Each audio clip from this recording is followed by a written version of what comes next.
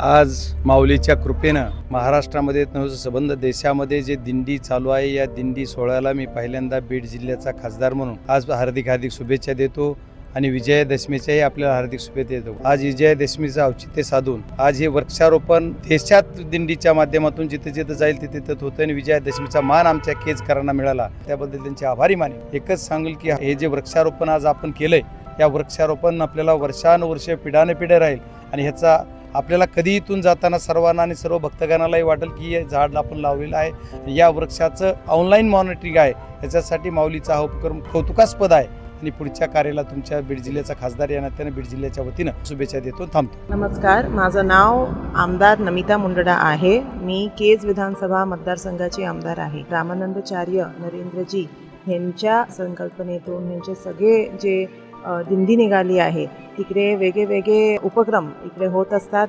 आपण वृक्षारोपणचा उपक्रम आज इकडे पार पडला आहे।